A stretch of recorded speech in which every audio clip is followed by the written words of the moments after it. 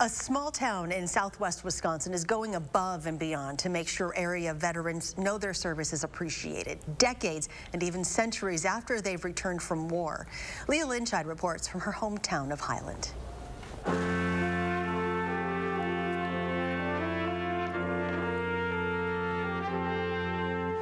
This, to me, has always been Cardinal country.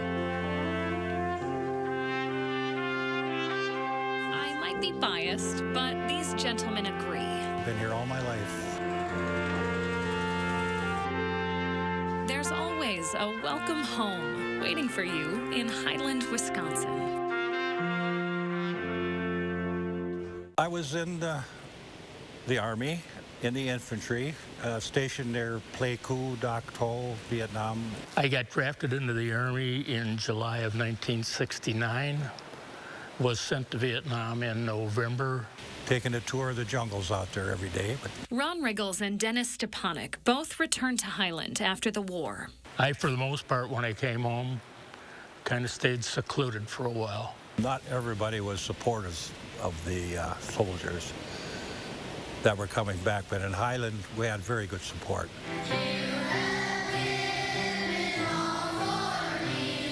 The support they received here is still evident decades later. Even high schoolers, generations removed from the war and the resulting unrest in the U.S., want to make sure their service is recognized. The concept came from a high school senior here by the name of Isabella Tucker. All of the seniors in school have a senior project that they're supposed to complete before graduation. She came before a VFW meeting and asked permission to do a vet's memorial. There was only like an American flag and some small little like tombstone with like a cutout of a soldier. Then now, here we are. A years-long effort, lasting long after Isabel's senior year, resulting in a Veterans Memorial Wall.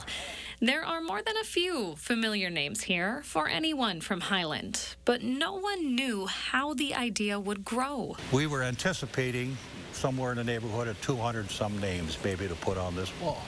I had no idea it would get as much support as it did, like that fast. Just kept adding and adding and adding, and at this point, we're at 800-plus names. So this wall is at least 3 times as large as what we had anticipated. But this wall is really just the start. Yet another project, spearheaded by another student, recently unveiled at Highland High School. We'll have a list of all the veterans, their name, and probably what branch they serve in. It was Grant Hing's senior project, now a student at UW-Platteville. Kids can see it every day when they walk and know that they're free because all the people that are there served from their community. Highland, it is evident, is so proud of its servicemen and women. And to see a veterans wall being put up here in Cardinal country. Not one wall, but 2, to honor their own and say. I think to me the wall says, thank you for your service. But more importantly, as a Vietnam vet, I feel that it says, welcome home. In my hometown, I'm Leah Lynchide for News 3 Now.